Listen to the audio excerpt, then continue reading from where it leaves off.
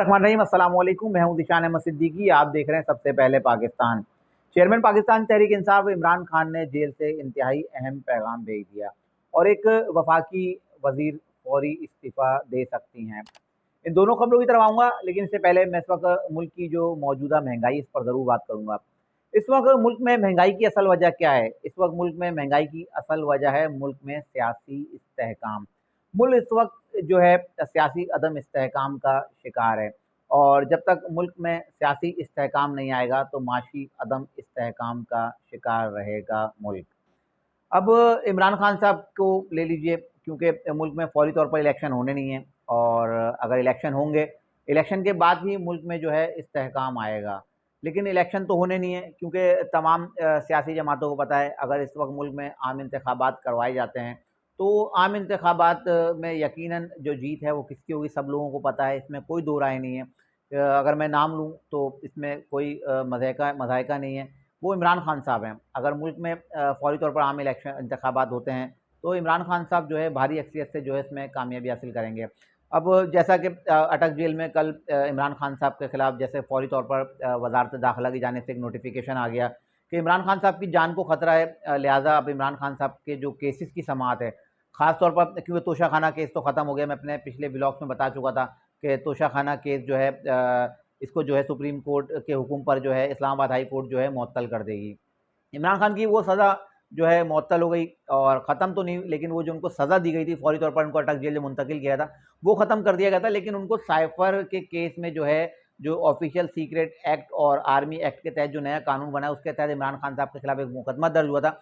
इमरान खान को उसमें गिरफ़्तार कर लिया गया था। अब उसी मुकदमे की समाअत के लिए जो है फ़ौरी वज़ारत दाखिला एक नोटिफ़िकेशन आया कि इमरान खान की जान को ख़तरा है और इमरान खान को जो है उनके खिलाफ जो केस की समाअत है वो अटक जेल में ही होगी।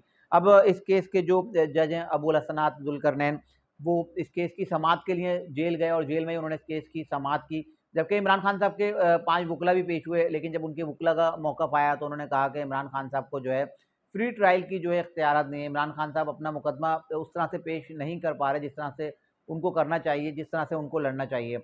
लिहाजा इमरान खान साहब को रिलीफ़ दिया जाए, क्योंकि अटक जेल के अंदर इमरान खान साहब हैं, वहाँ वो ज़ाहिर-सी पहले ही कैद में हैं और वो मुतमईन नहीं है। जिस तरह से उनको दलाइल देने हैं, जिस तरह से उन्होंने इमरान खान साहब का मुकदमा लड़ना है, उस तरह से उनको जो है मौका फ़राहम नहीं किया जा रहा है। इमरान खान साहब के वुकला की ये शिकायत थी कि हमें जो है शफ़ाफ़ तौर पे जो है हमें जो है वहाँ हमारा मौक़िफ़ पेश नहीं किया जा रहा, हमारे मौक़िफ़ को सुना नहीं जा रहा।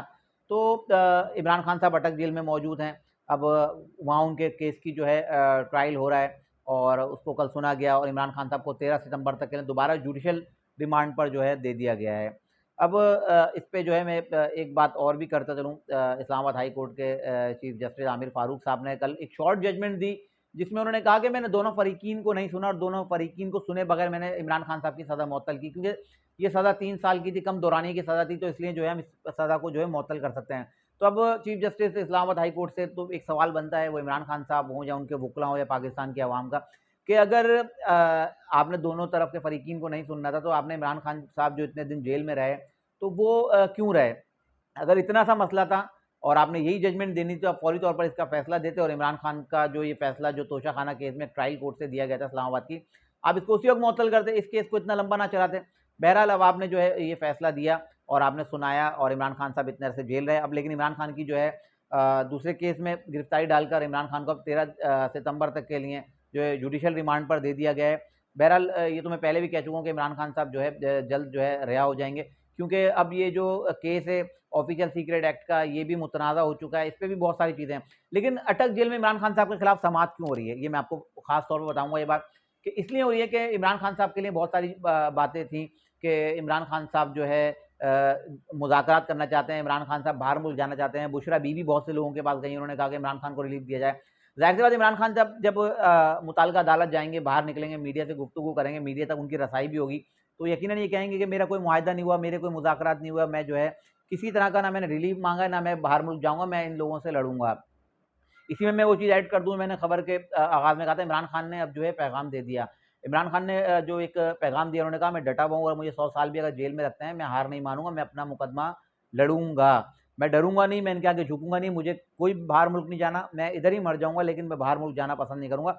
इसके अलावा इमरान खान ने अपने वकला को कहा है कि इस्लामाबाद हाई कोर्ट के जो चीफ जस्टिस आमिर फारूक साहब, इनके खिलाफ सुप्रीम जुडिशल काउंसिल में एक रेफरेंस दायर कर दिया जाए, और जाहिर सी बात है वो उनके वकला उस पर अमल करेंगे और वो रेफरेंस दायर किया जाएगा, ताकि इमरान खान साहब के खिलाफ आप आइंदा जो केसेस हैं वो जो है justice Aamir Farooq, chief justice Islamabad high court Aamir Farooq साहब ना सुने।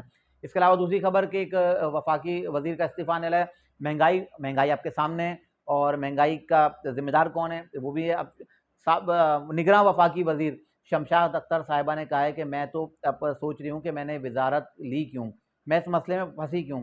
अब जाहिर सी बात है उन्होंने एतराफ़ कर लिया कि मैं फंस गई हूँ, और इस वक्त महंगाई आपके सामने, बिजली के बिल की यूनिट्स की कीमतें आपके सामने, बिजली की कीमतें किसी सूरत कम नहीं होंगी, और हो सकता है कुछ दिनों में जो है निगरान वफाकी वजीर शमशाद अख्तर साहिबा जो है अपने ओहदे से जो है रिज़ाइन कर दें।